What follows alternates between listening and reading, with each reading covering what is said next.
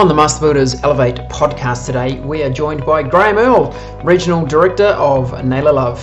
He's a veteran of the construction sector, and we chat about everything from the best advice he was given as an apprentice through to understanding the commercial project awards and why the beers afterwards are just as important. We talk about the current trends in commercial, including BIM, defect-free, and the importance of project diversity. This is a masterclass from a construction industry leader who has been there, done that. Graeme Earl from Naylor Love, welcome along to the Master Builders podcast. Great to have you on the show. Thank you very much. Look forward to it. Yeah, let's dive in. I'm just going to ask you a couple of fast fact questions. Are you a breakfast or a dinner guy? Dinner. Yeah, why's that? I just like meat. Good job. And if the Last Supper, if there was something you had to select for the Last Supper, what would it include? Oh, it'd have to be pork. It's definitely my favourite. Yep. Nice. Yep. And tell me, on holiday, are we likely to find you bungee jumping or on a pool lounger? I'm more of a sort of a hotel sort of guy, sort of doing the low-key activities with my family. And further afield we've been is probably Australia, I think. And we were supposed to go to America and Canada this year, but understandably that's been cancelled. So never mind. Yes. Opportunity to provide some good income to the New Zealand economy by keeping it local. Yeah, exactly. Went to Rotorua a couple of weeks ago, and it was fun. Cool. Well done. Yeah. I did the reverse island trip. We were down in Queenstown and Wanaka, and it was certainly the businesses down there were excited to see some patrons back in town, which was great.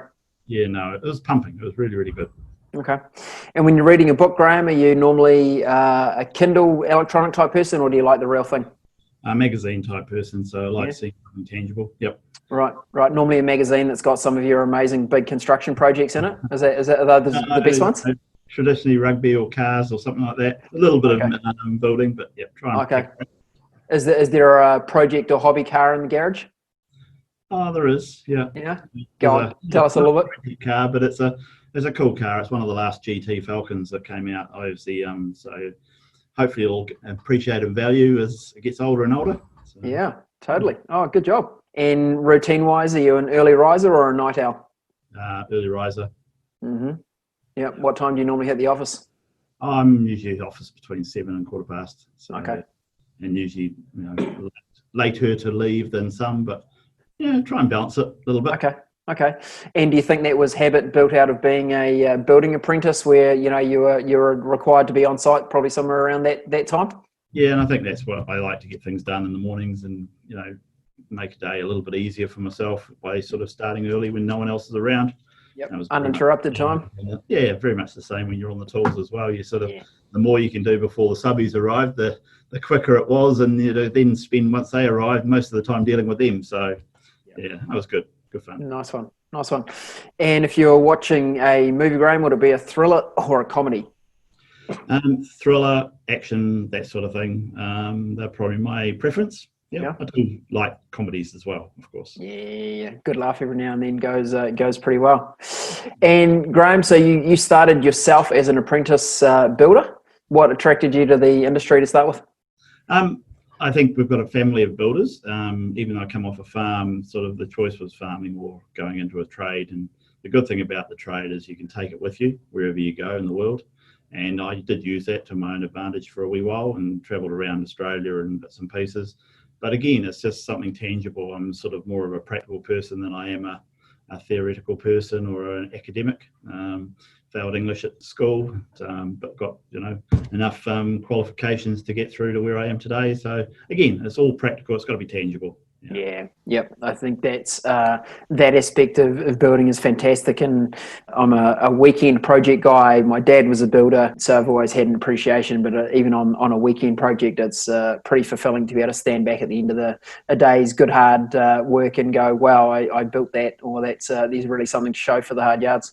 Yeah, and I think even on the farm, you're taking your time to just build stuff out there and play around with a bit of wood that might have been under the wall shed or otherwise, and create what you could. So it was good fun, and there's always a practical need for builders, whether there's a downturn or otherwise. It seems to be an industry that can maintain its own, and you can go and work for yourself as well if you want to. Yeah, of course. Yeah, lots of scope.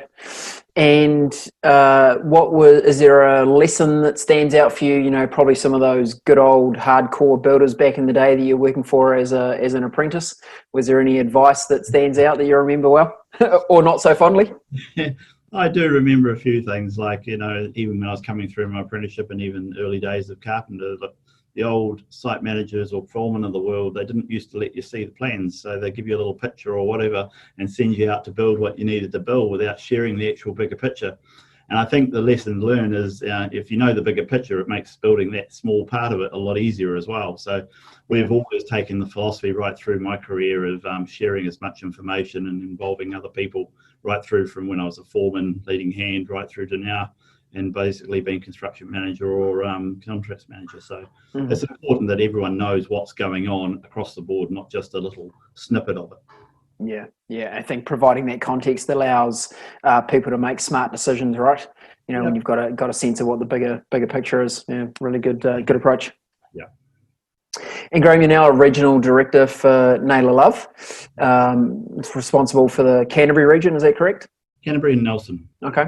And how long have you been with the Naylor Love business? I've been here since 2016. So right. In my current role since 2016 as well. And what attracted you to Naylor Love?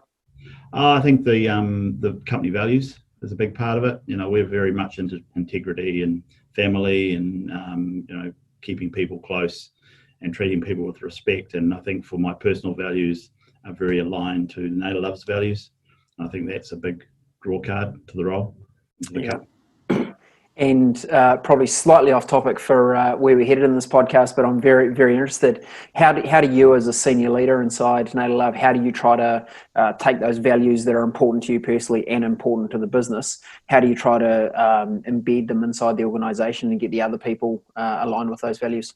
Well, you have to share the values. So at the end of the day, the people that work for you either have the values or not. And it's a difficult conversation sometimes, but if you're on the right seat on the bus or you're on the bus for a start, you know, you've got to share those. So it makes it very easy when I'm talking to people or engaging with people and they hold similar values, you come across as one team. So, you know, for us, we're always mentioning integrity. It's a big part of our business. Everyone, when they're dealing with disputes and issues on site, the big issue thing is people just, you know, companies out there, individuals out there might deny that they ever have an issue. Well, the fact of the matter, we're in the building industry and there's always a dispute. There's always something to deal with. And it's how you deal with those. And it's really explaining to the younger members of our team and those even that have been within the business or in the industry for a long time that just relax, don't sweat the small stuff, but get on and actually develop the relationship with people you work with. And then that allows you to then have those difficult conversations and hopefully not get into that dispute. Yeah, great advice. And I think values are really easy to live by when everything's going well. When things get more challenging, it's when the rubber hits the road and your values really get tested. Is there an example that comes to mind for you of when, you know, values have been tested that you've had to go, you know, I've got decision A or decision B, but really my compass here is the values, and that's why I chose that one? I think I always choose by value. And I think I'm not frightened to stand behind my values. I don't feel as though I have to compromise.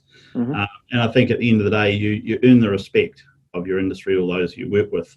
And it's about saying and telling the truth at the end of the day. If you can fudge yourself through and convince someone that you're going to be finished on time and he knows darn well you're not, all you're doing is delaying when the argument's going to occur. It's going to happen at some point, and it's going to be a hell of a lot harder, 6 to 8 months down the track when you're actually a month out from completing than it is basically 8 or 9 months earlier when you could actually, and the client could actually mitigate it in some way. So we do encourage people, and I do it myself, is to bring up the bad news as soon as you possibly can, share it, don't blame anybody, but ultimately always look for a solution. And that, I think, is a big part of my values and certainly of the business's values. I like it. And on that, bring it up early and have a discussion around it. I received a good insight from another business leader who said he always chose to start those challenging conversations with, we have a problem. Yeah. You know, not you have a problem or I've got a problem or there's some kind of fault here, or it always started with we have a problem, and started the inclusion right from the get-go. And I think there's also some of the younger ones coming through. They get this sort of impression that they have to resolve everything themselves. The fact of the matter is they're only part of a team, and usually they are the youngest part of the team. They are less experienced or otherwise. They, going ahead and fixing it yourself without asking for help is a failure, whereas a strength is actually putting your hand up and asking for help, and also sharing your problems to gauge other people's assistance. So we again encourage that as part of our structure, and it doesn't matter whether I work for Naylor's or whoever. That's certainly my philosophy across everything. Oh, and I think that's a very strong one, and we're doing some work with master builders at the moment around mental wellness, and I think the ability for people in an organisation to put their hand up and go, I need some help here, I'm not quite sure how to solve this, how can you help me out, can really help with some of those, alleviating some of those challenges that lead to, more stress and potentially more chronic mental health issues. And I think the industry itself is changing as well, where it used to be, 20, 30 years ago, a very staunch male-dominated industry. You didn't want to show any weakness, so you also came to work, and no one knew that you had a problem at home or otherwise. Now, breaking down our business, we have a fair percentage of female employees. We have diversity across most of our fields, whether it be QSs, project managers, even carpenters. And that is also allowing our whole workforce to actually engage better and be a bit more vulnerable, which is obviously a big part of it. And once you become vulnerable, you're not actually frightened to talk to your mates and talk to your peers about things. And a lot of my job is around dealing with people. It's not so much dealing with the builders. I've got a lot of really good people that work for me, but I've got to deal and actually look after my workers and my people that work for me. So, yeah. Brilliant, and it's a great way to be centred as a leader, so acknowledge you for that, Graeme. It's excellent. One of the things we did want to talk about today, Graeme, was the Commercial Project Awards. It's something that you have experienced both as an entrant into the awards and also as a judge. Tell us what are some of the themes around those awards currently? Yeah, well, I think, just to back up a bit, I've been involved with the Master Builder Awards way back from when they were actually held as a part of the House of the Year many, many years ago. So, only a few years ago, it was separated out into its own entity. Why were they separated out? Was always felt like a poor cousin. So you go to the House of Year event, and then you'd have a little version of it within there for commercial awards. Right. And I think it really needed to stand on its own. The industry was calling out for an opportunity, and master builders did want to set up a separate. But it's taken a long time. We started off with near on only about 30 odd entries in the first year, but it's actually growing and growing. And we've had a little bit of a decline this year, mainly around entry numbers. Project timing's a big part of that. Yes. But again, it's very, very popular, and I think the industry definitely wants to have its own awards. Yeah. Mm-hmm. So it's really important to put something in place where people can be recognised, companies can be recognised for the work that they do. A House of the Year type scenario works because the entity uses it for marketing and probably promotes their gold awards or their platinum or their premium basically award that they get. However, in the commercial sector, we probably don't use it as much for marketing. It's all about celebration of the team and showing that we are a team. And to be fair, it's to celebrate those that are involved in the job, because it's a lot of hard work when you're delivering some of these commercial projects.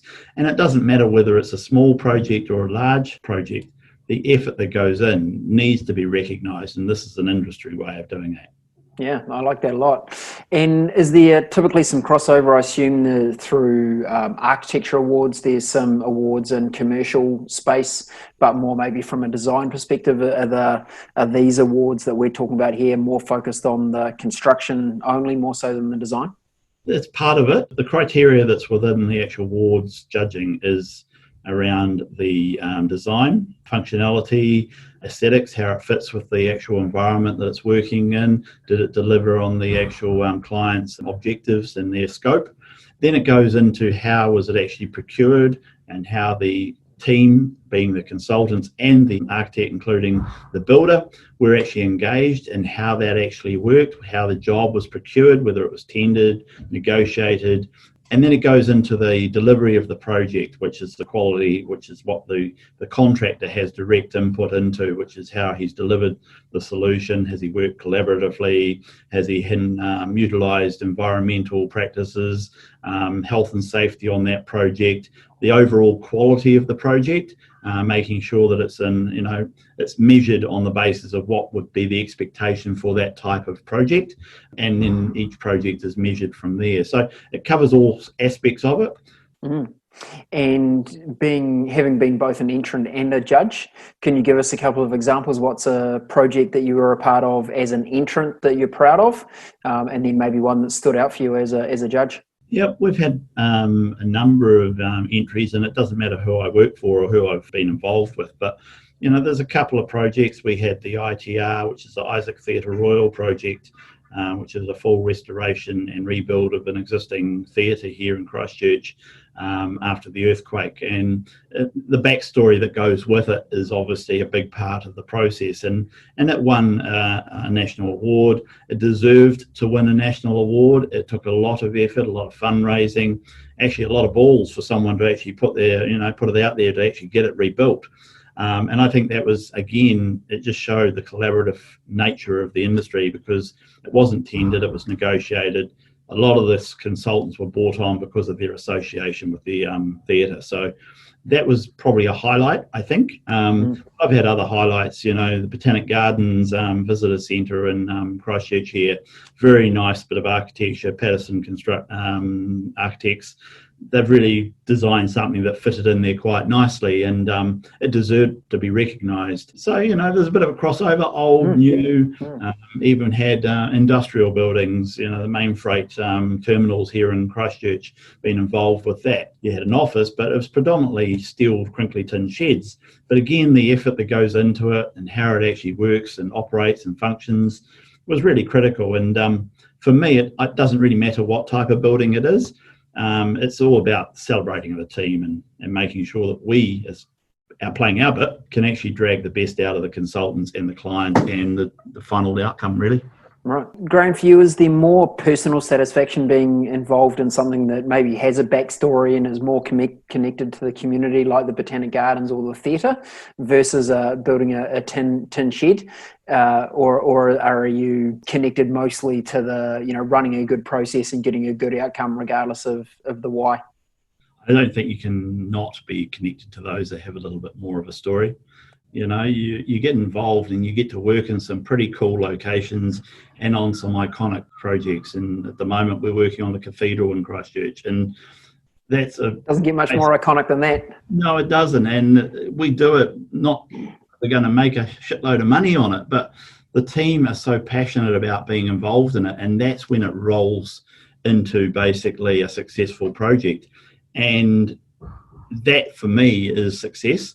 I love building shit, at the end of the day, getting stuff done and seeing what you've actually delivered, right through, I can drive past buildings that I was involved in as an apprentice and point them out to my kids, and yeah, they might say, yeah, sure, Dad, but the fact of the matter is I'm proud of it. And you hear later on, 5 or 6 years, they remember, oh, you built that, wow, and all this. And there's some of the tangible ones which don't actually mean a lot to me as far as importance. Things like Riccarton Mall, the Palms Mall down here. I built both of those, and while they're a box structure technically, the fact is my kids get to use them, my friends get to use them, and they all utilise the spaces, and that's cool. Retail, cool. Great example. On the day you finish, the day it opens, they all walk in, it's 100% full, and there's no bigger buzz than doing that. Okay. So outside of the core delivering a project, what are some of the things you see most often in the awards, the people that win, that do well, that are prepared to enter? What are some of the things you're seeing that are important in success there? I think at the moment it's good because it's what we look for is collaboration. There's a very large alignment between those projects that are procured a certain way and the finish that they get and the relationship at the end. So We used to be an industry predominantly of tenders, hard money. Everyone competes, 4 or 5, 6, 7 tenderers for a project. You take the lowest price, you get onto the job. The builder's looking then to try and recover as much money as he possibly can because he's bid at a margin that he can't sustain. It becomes an adversarial type delivery process, a lot of tension. Yes, you might get the odd relationship that works in there, but ideally it's being run by, we've got to make a bit more money here, guys. How are we going to do that? The outcomes we see from that versus a project that was maybe done under a direct negotiation or an early contractor involvement, getting the right partner on board, sort of considering non-price attributes, so things like their quality, the team, program, what experience they've had in the past, what their relationships have been on other projects, and the journey there. It's chalk and cheese. We're seeing it every time we go and judge these projects. So the ones that are standing out, the ones that are coming to the top, are that alternative procurement and the journey where everyone's basically worked collaboratively. And it's as clear as mud. It really is. Yeah. So if you could cast a magic wand over the commercial sector in New Zealand, what would you fundamentally change? Would it be the way projects are initiated and negotiated between the involved parties? Yeah, I'd like to see that. I think it's coming that way. You can see a lot more of that post-COVID. It's quite interesting. Conversations that probably 2, 3, 4 years ago you wouldn't have even entertained from a client are now being the norm. And we're able to talk, and builders are talking with clients. Clients are prepared to approach builders for their advice on which approach may be the best. It's an interesting environment I think we're all entering into, and I hope that it sets the benchmark for moving forward post-COVID. There's a lot of work coming out at the moment, but there's also patches with second and third tier builders I think are going to be a little bit under pressure. Developers versus large entities, there's definitely a difference there. Then there's within the developer market, there's those that are have a good balance sheet, and then there's the one-offs. And I think you'll find, and we're seeing it already, those with the large balance sheets and the corporates and government are sort of heading off on this little trajectory, which is really quite an interesting scenario. You're getting competitive tension there, but you're actually setting the project up right. It's always going to be difficult when you've got a small developer that wants to build a one-off project. He doesn't really want to spend too much money. It doesn't set the project up that well. Yep, and a lot of common sense involved in the approaches you've discussed there, Graeme.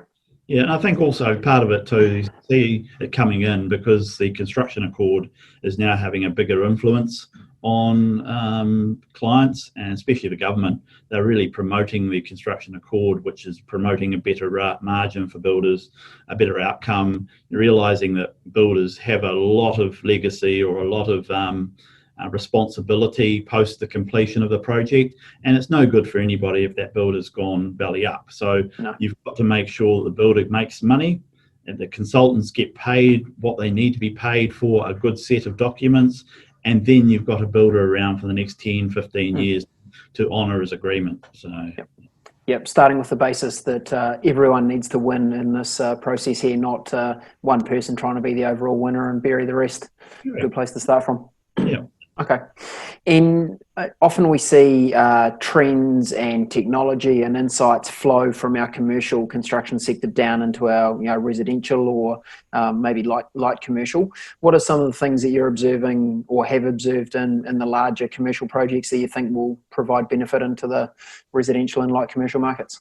Yeah, I think there's been a move to actually 3D using BIM on a lot more projects now. Let me just jump in. There may be some of our listeners that are not familiar with what BIM is. Could you give us a quick description? Modelling. So what it does is rather than having a whole heap of 2D drawings, so flat paper drawings, you can actually integrate it into a model in 3 dimensions, and you can coordinate your services, your architecture, your structure within that model. And then there's varying levels of it, which basically gets you through to facilities management. And you can actually go in there at LOC 500, which is a level, and basically then commit and say that bit of kit, that bit of air conditioning unit has this make, this is when it was installed, this is how often it needs to be maintained, and if you need to do any maintenance on it, this is all the information about it. Great. That's taking a little bit longer to take on some legs, but getting it around the 300 350, ultimately that allows you to coordinate services within the structure, look at how they clash detection with regards to other elements of the build. That is helpful in our commercial sector. And I think we're starting to see it a bit more coming into housing. Mainly the ones I've seen have been either where there's high architecture elements, or a highly architectural house. But I've also seen them in the cookie cutters where they're doing multiple, so they can set the model up almost once, and it does thousands of houses. It does allow them to get their systems and their installations efficient, and basically hopefully leads to modular construction, prefabrication, utilising services that are not physically on site, maybe using factories and delivering stuff to site. Yeah, like it. Good idea. And I know defect-free is a term that we hear around commercial projects. What's the aspiration there? And again, what might be some of the learnings you could share? I think the big thing is we all try and leave site once. So ultimately, before we leave, we want to be absolutely, completely, 100% signed off. Projects have defects as you go through it. Ultimately, there's going to be things that are left behind or not quite right when you finish a building. The big thing is to start that process of identifying what they are early in the process, so that when you do leave site, i.e. practical completion or the day you hand over the keys, you've had time to address those things.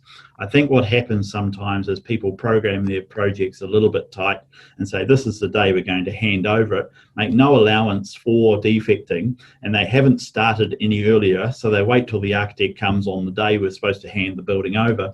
It gives them a 16-page essay on what's right and what's wrong, and you've got no time to fix it. So we need to encourage a lot of our members and builders in the industry to just take account of that within their programs, so that when they are building, making a relative allowance for defecting, which means defect-free when they leave site. That helps us when we judge as well, because at the end of the day, it's the tail that causes a lot of grief for commercial builders. Once the team leaves and goes somewhere else, it's harder to get them back. You can have a really good relationship with everyone up till that point, and if you don't service them post-completion, that hard work can disappear so quickly. Yep, absolutely. Reputation hard to earn and very easy to lose. It is. And if you can't respond in a timely fashion, as you're suggesting, that reputation can disappear pretty quickly. With the someone that might be thinking about entering the commercial project awards for the first time, they've been pondering it maybe for a couple of years, what would your advice be to them? I think the big issue that a lot of people think is out there is it's an award program for larger builders, for those who build in the cities, those larger operators like the Hawkins, the Fletchers, the Naylor Loves of this world.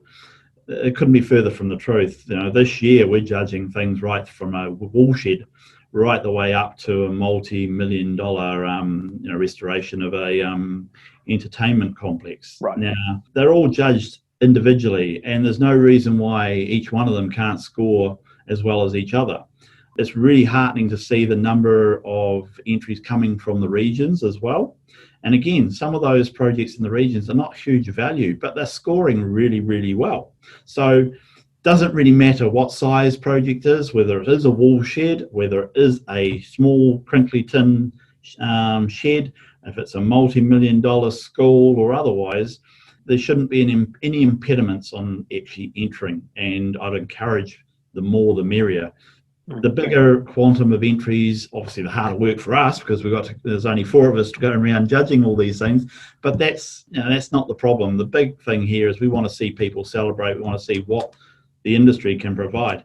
And I must admit, I think even over the last 3 years, and even going back when I wasn't a judge, the quality of the builds and the delivery is lifting every year. So it is getting harder to get the top award, because the benchmark, the actual lifting and lifting and lifting as well. So I think that's good for the industry, and it's good for no matter who you are. And Graeme, have you found someone as an entrant actually just going through the process of reviewing your project and trying to articulate what went well and what could have been improved was valuable from just an internal perspective? Yeah, it is. It's actually really, really good to walk around with them. When we do the judging, we sort of start off with a bit of a talk on how the building come about. We get a bit of a chronological order, how they did progress with the design. And then, walking around for an hour or an hour and a half or whatever it is post that interview to look at what they've actually delivered. The judges, one being a builder, one being an architect, are providing free sort of feedback on what they see and how it works, asking questions. We ask questions on how could you do this better, or what would you do different next time. Differently, yeah.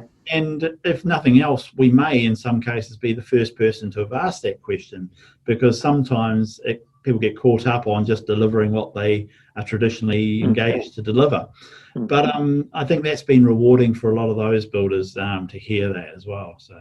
Yeah, and we typically only know what we know. So to be able to get insights from people that have different experiences, involvement with more projects is only going to be a positive so we can share that knowledge.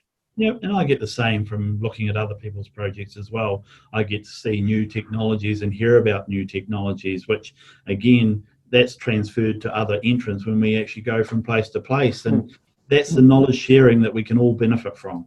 Yeah. Brilliant. Tell us about the awards night itself. Is everyone in their penguin suits? What happens?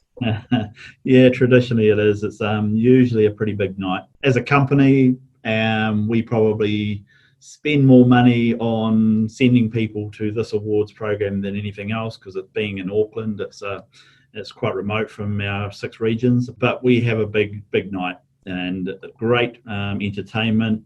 It's nice celebrating with our peers, but then also after the actual awards, most of us it is a pretty small industry, we usually go out for a beer together, and we share our war stories and have a bit of a laugh. And there's a few people that don't quite get back to the hotel and end up hopping on a plane the next morning straight home. So it's enjoyable. And I think any opportunity to celebrate our industry should be taken up, especially after COVID. We need to be celebrating.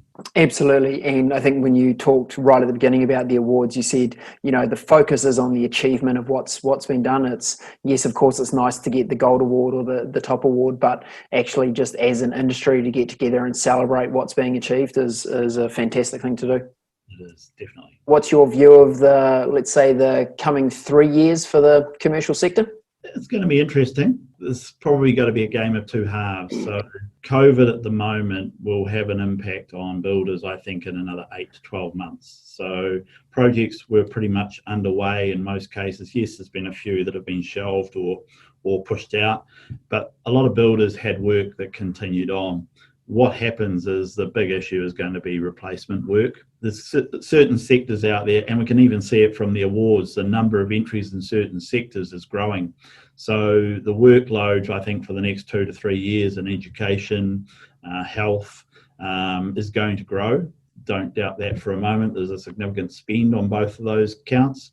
That's where the work is going to be. But you then look at tourism and you look at the number of hotels that have been shelved, little entities, even tourist destinations just not being built or supported. There's going to be a bit of a downturn there. I can't see too many airport works occurring. Auckland have basically shelved theirs for the moment.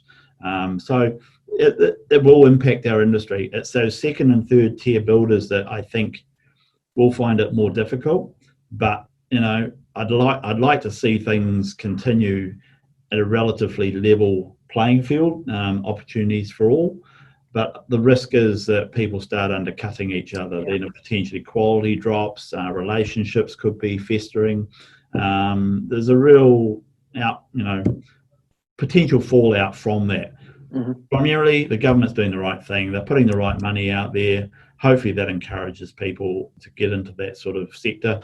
And then the larger builders can probably take the lead and include some of the smaller operators within that work as well. Because, a lot of those larger operators are construction managers. They need builders. They need support subcontractors. So hopefully they do support the local. Mm. Absolutely. And I think there's a harsh reality of what's going on, but there's also an attitude about reality as well. And the more we can stay positive as an industry and stay connected, keep promoting good outcomes. Good positive talk tends to lead to good outcomes. If we all talk negative, then I guarantee we'll deliver that negative world that we predict. Yeah, and I think also it's become more apparent. Everyone's talking about supporting local. So, the more local entities that are actually involved in your project. None of us like seeing foreign companies coming into town and basically working in our regions, especially if there's other companies here that have been established for a long time and they can't or haven't got the work. Mm-hmm. The fact of the matter is the actual way that those projects are procured is what's necessitating those entities coming into town. So the larger organisations that are actually engaging with the industry and letting these projects need to let them at conditions of contract that actual local builders or JVs in situations can actually establish themselves and deliver. Mm-hmm. Otherwise, we do have no choice but to have the foreign entries from over there. So it's an interesting and very difficult situation. It is, and if we can keep that sentiment of a team of 5 million working together to help each other and support, be a good place to be. Yep, don't doubt that for a moment. Hey, Graeme, thanks so much for joining us on the Master Builders podcast today. Some really great insights, not only to the industry at large, but also the Commercial Project Awards. And I'm sure we both encourage people to get out there, be involved. And even if you haven't entered, get yourself a ticket, come along and catch up with Graeme and share some more stories. See you, sounds good. Thanks for joining us, Graeme. No problem. Take care.